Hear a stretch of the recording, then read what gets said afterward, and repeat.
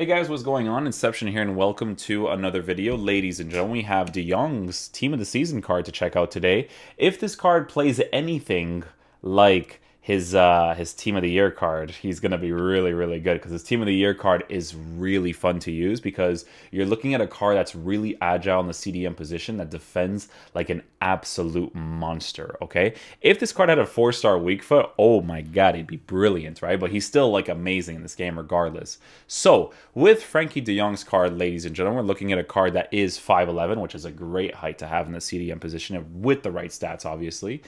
Medium high work rates, beautiful.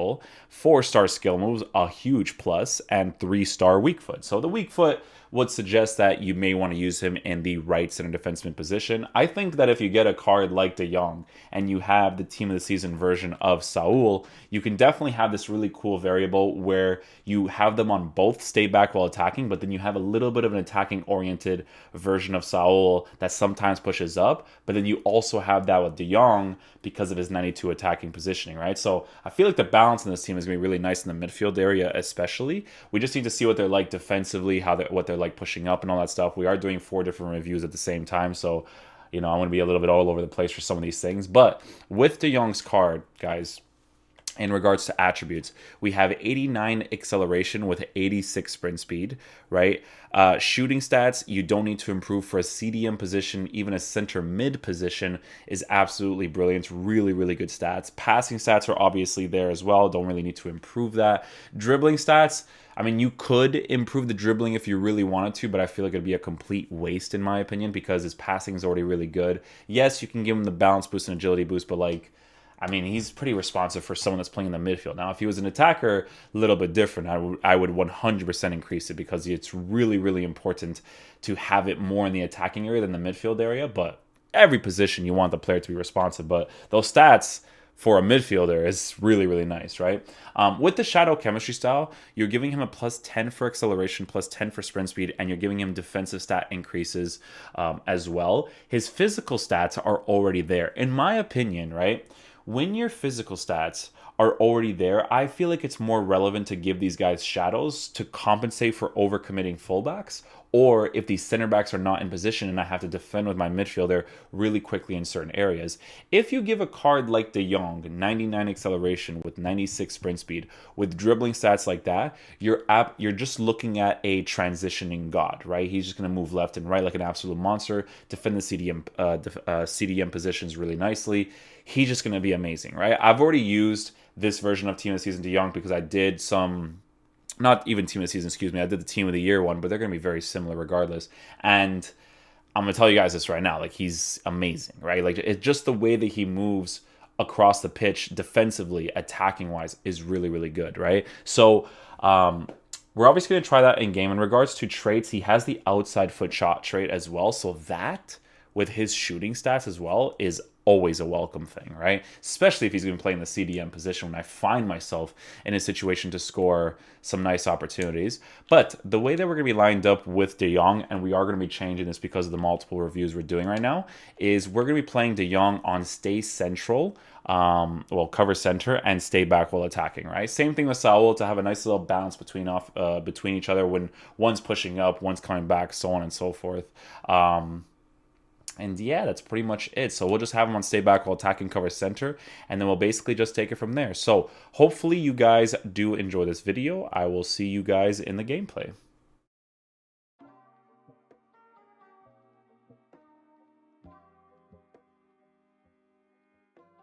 Yeah, there's De Jong again with that defensive pressure again. So good, man. Ooh, De Jong with this clearance right there. Let's go, De Jong, my boy. Ooh, and the interception, of course, because, De Jong's a freaking great card, guys. He is. He's a fantastic card, man.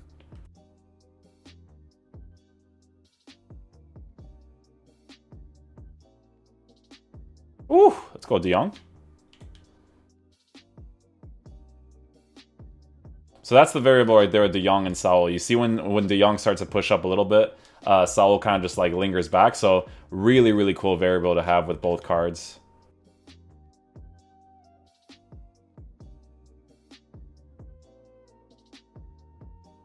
This variable that I have working with Saul and De Jong, with Saul being a high work rate player that's left-footed on the left side, and then De Jong with a medium high work rate on the right side. I don't know, they move really nicely together with the stay back while attacking cover center. It's a very good balance.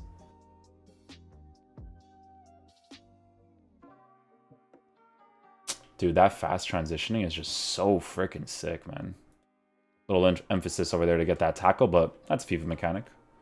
I can't fully blame him for not utilizing the empty space because the best strikers don't once that tactic activates in game. It's not even a tactic, the game just does it by itself once you have the ball for too long. And De Jong just being an absolute monster defensively.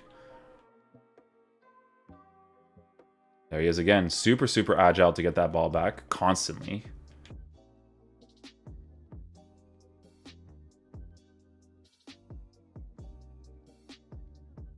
Ah, yes, I love angled passes.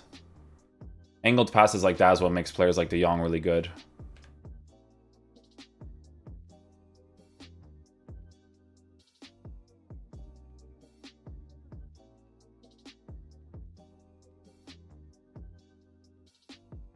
Oh, but you're not going to get it off De Jong, especially with that dribbling, my boy. Whoop, see you later. Whoop, see you later. Having a CDM like this, you see how you can even, it's funny with this card because you can actually notice the height of the card as well in game and the way that he positions himself right after he passes the ball off, which is beautiful playstyle. Just a beautiful playstyle. Just love this De Jong card, man. Saying?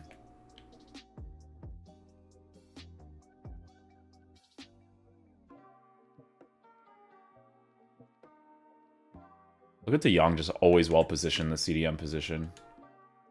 Love this card, man. I'm telling you, he's a great card. If you guys were to pack him, he's brilliant in the CDM position for sure.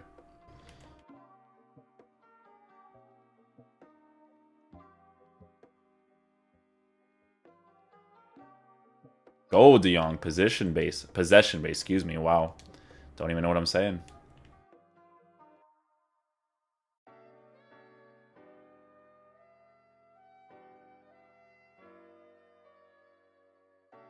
Dude, De Jong always finds himself in the right positions, like in the CDM spot. I'm telling you guys. I don't even have him on the I don't even have him on like the balance instruction because I don't even bother testing it out, because if I were to use the card myself, I would obviously have him on stay back while attacking, and it's so obvious how incredible he actually is, you know?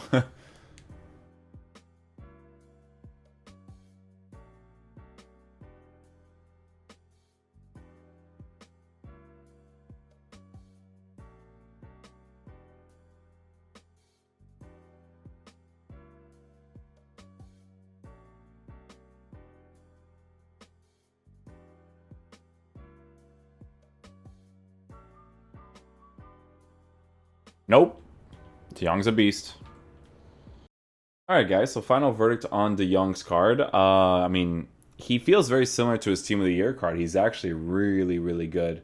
In regards to how he performed in-game with Saul next to him, he was a very solid CDM. He's one of those CDMs where he stays in the middle of the pitch, like that semicircle area, really nicely. Big thing that I like with my CDMs, because I don't feel like Saul does that consistently. Like, he's kind of like a 50-50 player with that because of the high work rates, obviously. But De Jong with his medium high work rates, it was very noticeable that he was doing that most of the times. What I will say is that for this review, I didn't even bother testing him out on balance because, you know, if I were to use him in my 4-2-3-1, he would be on stay back while attacking anyways.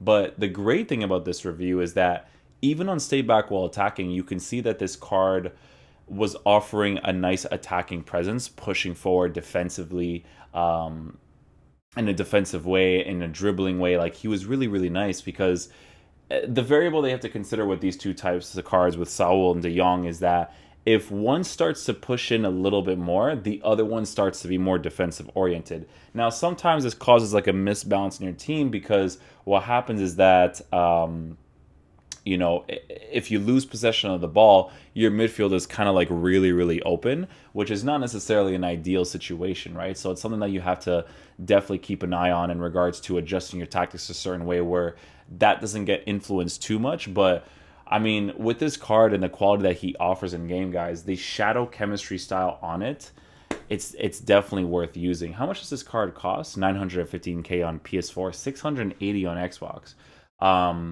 Yeah, dudes, he was really fun to play with, man. His dribbling, shooting, passing, everything about this card is phenomenal, and I do 100% stand by the fact that you should give him a Shadow Chemistry style, because that pace with those dribbling stats, those defensive stats, physical stats, the movement of this card is brilliant. I honestly, there wasn't like a point where I was like, you know what, this card feels like a nuisance in my team. If this card had a 4-star weak foot, then he would essentially be like perfect, right? But he's still so freaking good. So if you guys do end up getting lucky and pack De Jong in your Liga Santander pack, I would be super happy for you guys, because he's a beast, man. He's a really, really good card. I don't know who I would line up with him next, or I don't know who I would line up next to him, because of him being a right-footed player with a 3-star weak foot in the left center defensive position. I guess I would play Vidal, because Vidal is a more defensive-oriented CDM with high work rates. So I think the balance between the two would actually be really, really nice. And considering the fact that they are from Barcelona, it's a nice little link to get together. So yeah, man, I did the review for Vidal's flashback at that time. So if you guys didn't check that out, be sure to do so. But he is a defensive-oriented, high work rate player, which is very, very cool. So yeah, hopefully you guys enjoy this video.